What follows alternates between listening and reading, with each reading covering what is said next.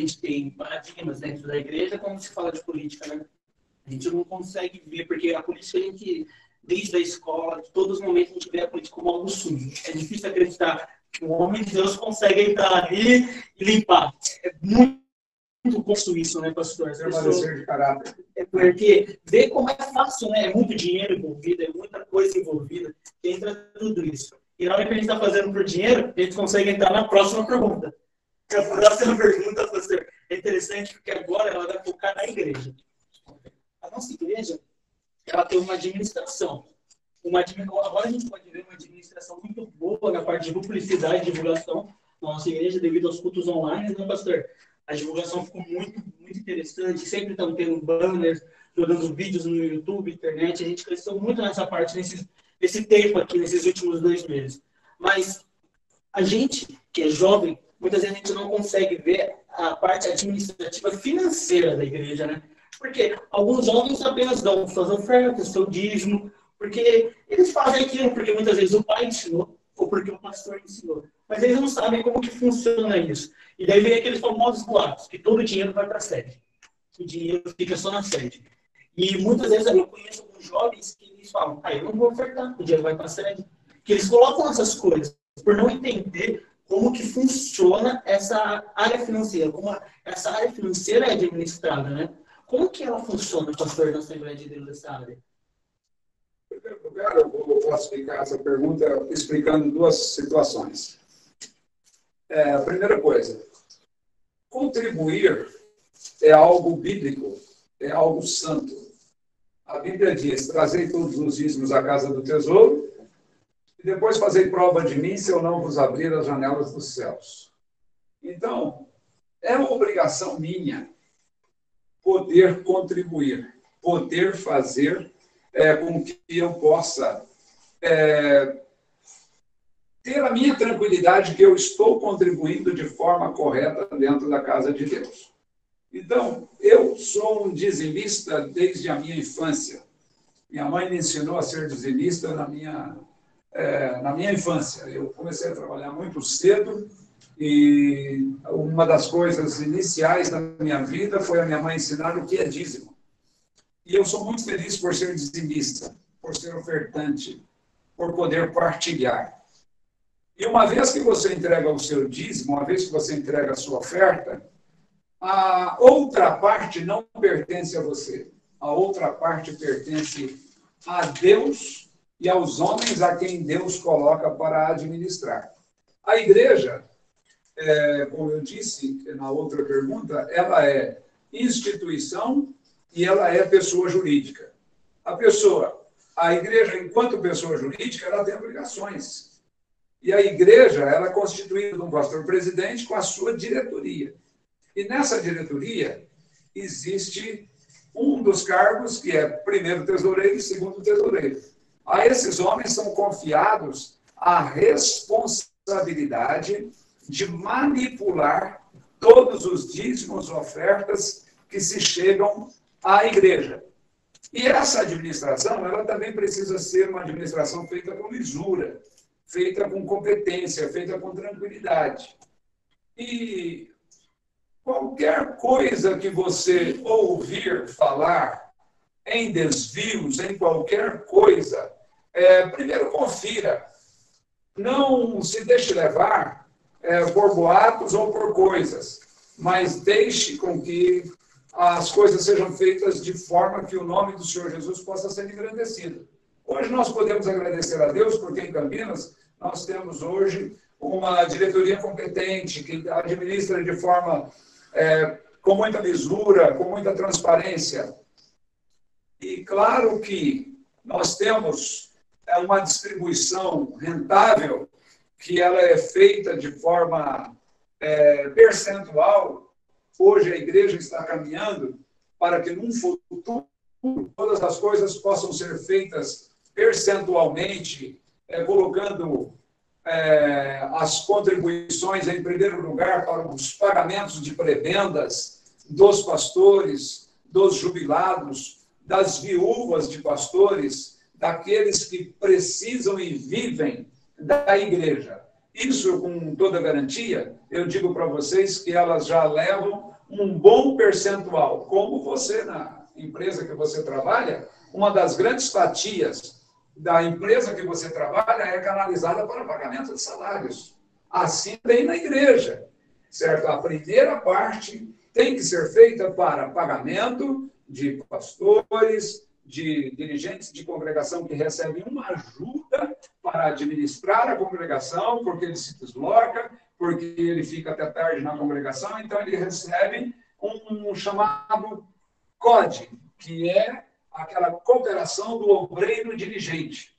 Então, isso são as primeiras fatias de toda a entrada da igreja, certo? O pagamento de prebendas e auxílios que são feitos sobre tudo isso. Depois desse percentual, que é o maior percentual de contribuição da igreja, depois é feito também a contribuição para construções e para todas as outras coisas que a igreja precisa.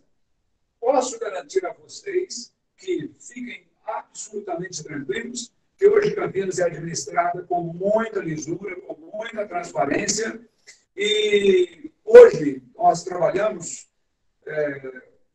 os meninos que estão aqui, Mateus, Gabriel e João Vitor, são filhos de pastor. Hoje nós temos no nosso celular um aplicativo da igreja, nós que somos pastores, em que o pastor dirigente de congregação, ele acompanha a entrada da sua congregação. Então, tudo isso é feito com muita transparência. Os nossos tesoureiros, eles hoje trabalham lançando online o momento da contribuição. Quando você termina o culto, você já sabe quem contribuiu, o quanto entrou numa congregação, e hoje nós estamos também caminhando junto com a tecnologia. Então, isso tem trazido uma transparência muito grande para a igreja.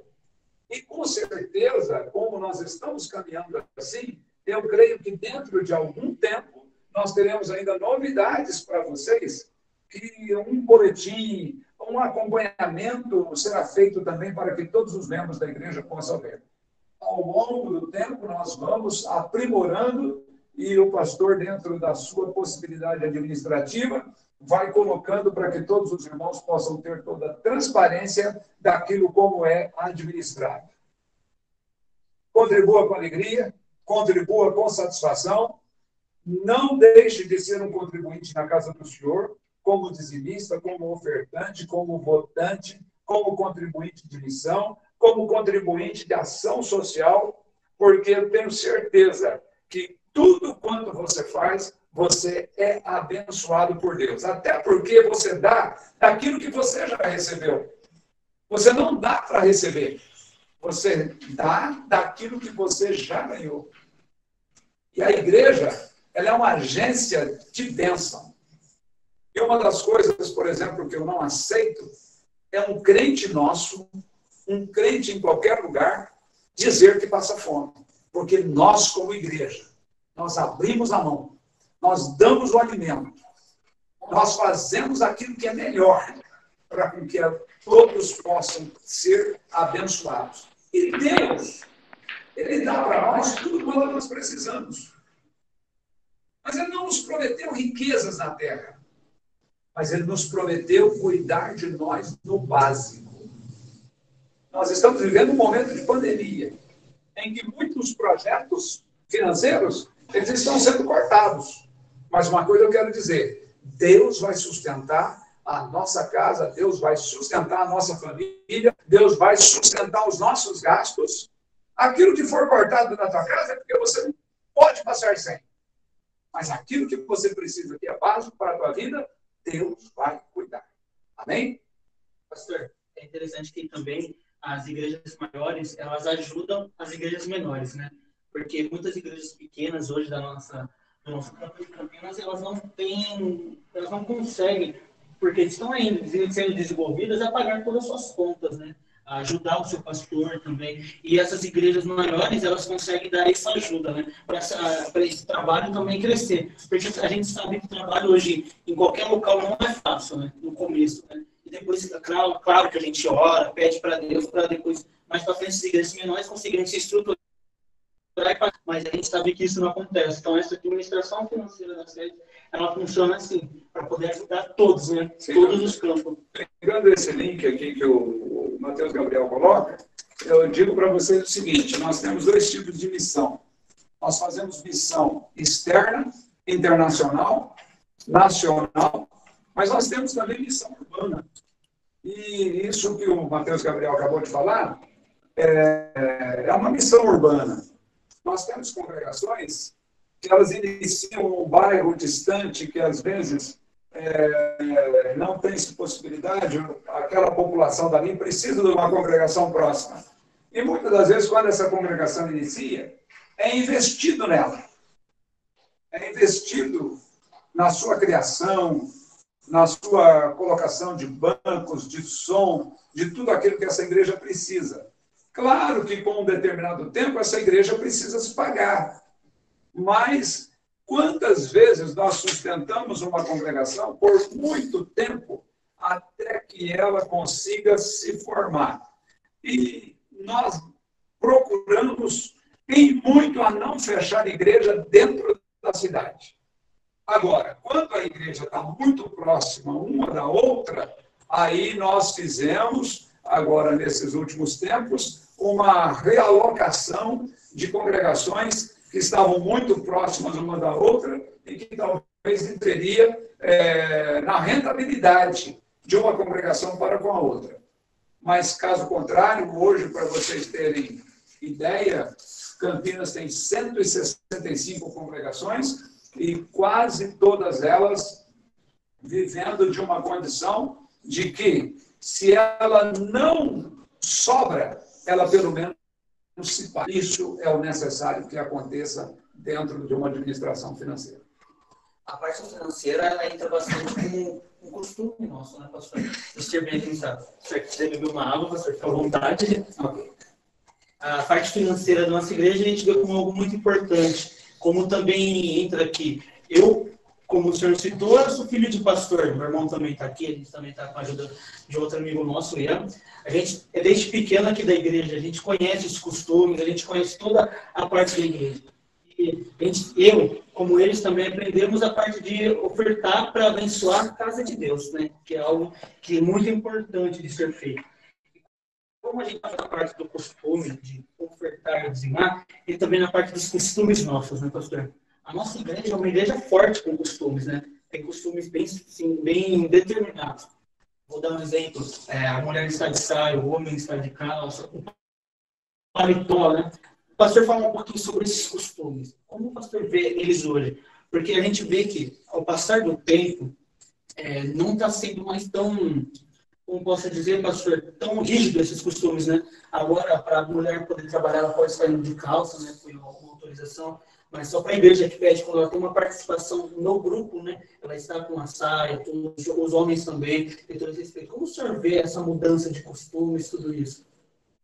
Nós somos uma igreja que fomos criados, a Assembleia de Deus no Brasil, ela foi fundamentada no ano de 1911. Então, nós estamos aí com praticamente 110 anos de igreja no Brasil. E a nossa igreja ela foi muito radical na questão de usos e costumes. E até esse radicalismo que aconteceu é para criar a diferença entre igreja e mundo. Igreja e não salvo, não cristão. Então, a igreja ela foi muito radical. E hoje nós estamos vivendo uma flexibilização dentro de uma ação cultural, em que o nosso próprio Brasil e o mundo, de uma forma geral, viveu. Por quê? Nós cremos que a mulher, o homem, ele precisa ter tranquilidade de como ele está se vestindo, de como ele está se apresentando, de forma com que ele tenha consciência entre ele e Deus, que ele está bem diante de Deus. Nós já vivemos dentro do radicalismo aquela situação de muitas disciplinas, se tem aí pais, obreiros de 40 anos atrás que me acompanham, eles vão saber dizer do tipo de disciplina que muitos, hoje, pastores, filhos de pastores, sofreram no passado por causa de coisas que hoje são mínimas. E que naquela época eram coisas bem rígidas. Hoje nós vivemos uma flexibilização. O que é importante? O importante é você saber que você está bem diante de Deus. Mas como igreja, que somos fundamentados entre princípios bíblicos, o que nós precisamos? Gerar sempre um bom costume. Por quê? Quando uma pessoa aceita Jesus Cristo como seu Salvador, uma limpeza é feita na sua vida. A pessoa assume novos postos de vida. E o que nós precisamos é entender que eu agora tenho uma vida diferente do mundo. E quando eu tenho uma vida diferente do mundo, eu vou me vestir de tal forma que eu me sinta tranquilo diante de Deus e diante dos homens. E que eu estou bem comigo mesmo. Então, muitas coisas foram flexibilizadas, mas coisas nós ainda temos como padrões. E também as manteremos, porque precisamos manter essa diferenciação entre igreja e mundo secular.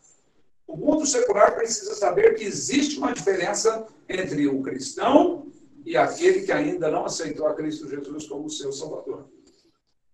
Uma moça da igreja, um rapaz da igreja, ele pode se sentir bem, certo, vestindo uma determinada roupa, mas ele, com essa mesma roupa, ele também não vai se sentir bem em ir para a igreja com ela. Nós temos vestimentas e vestimentas. Você tem um uniforme para trabalhar, você tem roupas que você veste para um determinado tipo de reunião e você tem roupa que você vai para a igreja.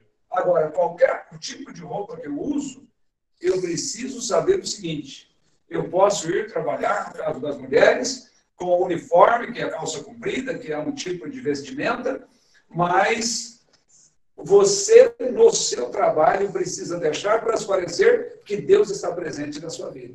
E se você sente que Deus está presente na sua vida, as pessoas que te veem vão reconhecer e vão dizer: você é diferente. Porque o que precisa haver é essa diferenciação. Muitas das vezes, uma moça pode estar de saia, mas essa saia pode ser provocante. Então, isso é pior do que o se vestir de uma outra forma em que você não se sinta bem consigo mesmo. Então, temos roupas para estar na igreja.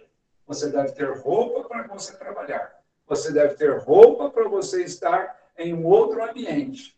Mas tudo com decência e ordem, que deve ser a nossa primeira coisa a usar.